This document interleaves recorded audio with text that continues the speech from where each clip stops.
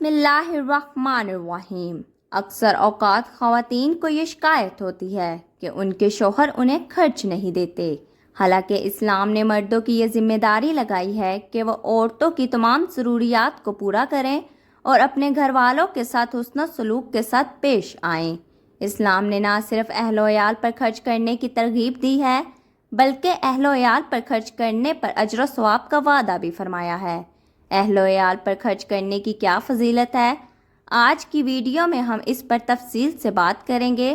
اللہ تعالیٰ نے اہل و عیال پر خرچ کرنے کا کیا ثواب رکھا ہے؟ اس بارے میں جاننے کے لیے آپ سے التماس ہے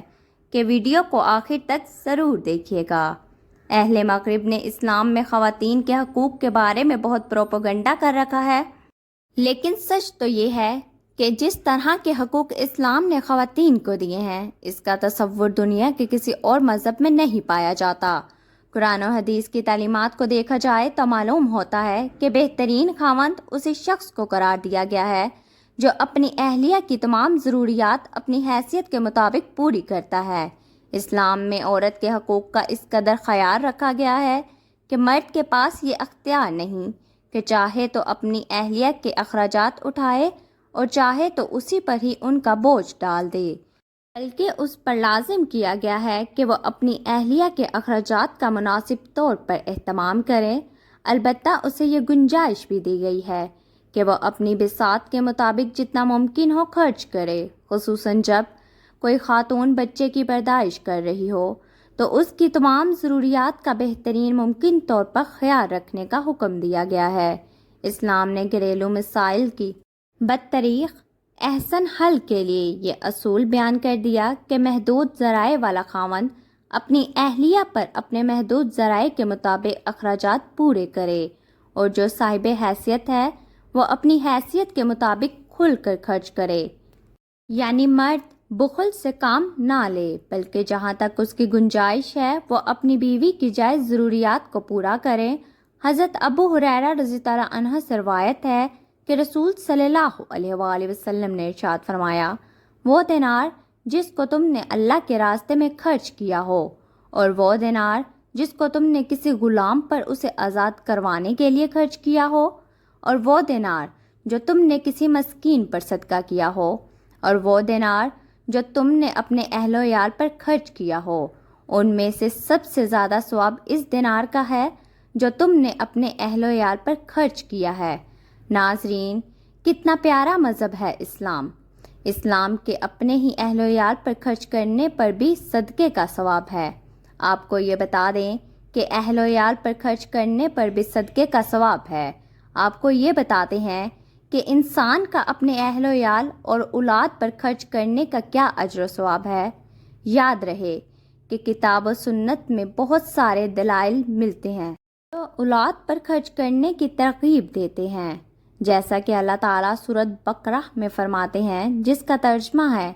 کہ جن کے بچے ہیں ان کے ذمے ان کا روٹی کپڑا ہے جو دستور کے مطابق ہو۔ ایک اور مقام پر فرمایا، سورۃ طلاق، ترجمہ، کشادگی والے کو اپنی کشادگی سے خرچ کرنا چاہیے، اور جس پر اس کا رزق تنگ کیا گیا ہو اسے چاہیے کہ جو کچھ اللہ تعالیٰ نے اسے دے رکھا ہے اس میں سے حسب توفیق دے۔ اللہ تعالیٰ کسی شخص کو اس کی طاقت سے زیادہ تکلیف نہیں دیتے۔ ایک دوسرے مقام پر سبھا میں فرماتے ہیں، اس کا ترجمہ ہے، اور تم جو بھی خرچ کرتے ہو اللہ تعالیٰ اس کے بدلے تمہیں اور زیادہ عطا کرتا ہے، اور وہ اللہ ہی ہے سب سے بہترین رزق دینے والا۔ ناظرین، یہ تو قرآن پاک کی آیت ہیں جن سے اہل و عیال پر خرچ کرنے کا بتایا گیا ہے۔ اب میں آپ کو احادیث کی روشنی سے بتاتی ہوں۔ حضرت سعد بن ابی وقاص رضی اللہ عنہ بیان کرتے ہیں کہ نبی کریم صلی اللہ علیہ وآلہ وسلم نے انہیں فرمایا، کوئی بھی چیز اللہ تعالیٰ کی خوشنودگی اور رضا حاصل کرنے کے لیے خرچ کرے تو تجھے اس پر اجر و ثواب ملے گا، حتیٰ کہ وہ چیز بھی جو تو اپنی بیوی کے منہ میں ڈالے باعث اجر و ثواب ہے۔ اور بخاری مسلم کی ایک اور روایت میں حضرت ابو مسعود رضی اللہ عنہ بیان کرتے ہیں کہ نبی کریم صلی اللہ علیہ وآلہ وسلم نے فرمایا، جب آدمی اپنے گھر والوں پر ثواب کی نیت سے خرچ کرے تو یہ اس کے لیے صدقہ بن جاتا ہے، اسی طرح سے حضرت ابو ہریرہ رضی اللہ عنہ سے مروی ہے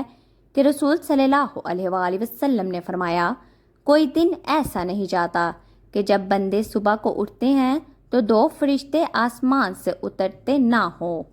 ایک فرشتہ تو یہ کہتا ہے کہ اے اللہ خرچ کرنے والے کو اس کا بدلہ دے، اور دوسرا کہتا ہے کہ اے اللہ ہاتھ روکنے والا بخیل کے مال کو ہلاک کر دے۔ حضرت عائشہ رضی اللہ عنہا بیان کرتی ہیں کہ میرے پاس ایک عورت مانگنے آئی اور اس کے ساتھ اس کی 2 بچیاں بھی تھیں۔ اس نے میرے پاس سوائے ایک کھجور کے کچھ نہ پایا۔ میں نے وہی ایک کھجور اسے دے دی تو اس نے وہ کھجور 2 حصوں میں تقسیم کر کے اپنی دونوں بچیوں کو دے دی اور خود کچھ بھی نہ کھایا، اور پھر اٹھ کر چلی گئی۔ اس کے بعد نبی کریم صلی اللہ علیہ وآلہ وسلم گھر میں تشریف لائے تو میں نے انہیں سارا ماجرا سنایا، تو آپ صلی اللہ علیہ وآلہ وسلم نے فرمایا،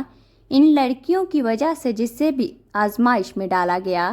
یعنی جس کے ہاں بھی بیٹیاں پیدا ہوئیں اور اس نے ان کی اچھی تربیت کی،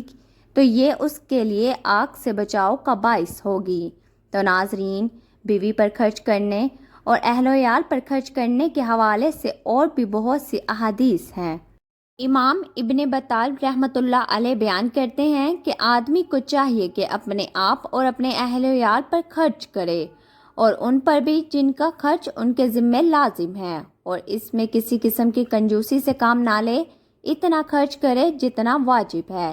تو ناظرین، معلوم ہوا کہ اپنی استطاعت کے مطابق اپنی بیوی کو اس کی ضروریات زندگی کے لیے خرچ دینا شوہر کی ذمہ داری ہے، اور بیوی کو چاہیے کہ وہ بھی اپنے شوہر کے اقتصادی حالات کے مطابق اس کے ساتھ سمجھوتا کرے تاکہ ان کی زندگی احسان طریقے سے گزر سکے۔ اللہ تعالیٰ سے دعا ہے کہ اللہ ہمیں دین کی سمجھ نصیب فرمائے اور اس کے مطابق زندگی بسر کرنے کی توفیق عطا فرمائے۔ ناظرین، ہم یہ امید کرتے ہیں کہ آپ کو ہماری آج کی یہ ویڈیو ضرور پسند آئی ہوگی۔ اگر آپ کو ہماری آج کی ویڈیو پسند آئی ہے تو آپ سے گزارش کرتے ہیں کہ آپ ہمارے چینل کو ضرور سبسکرائب کر دیں۔ شکریہ۔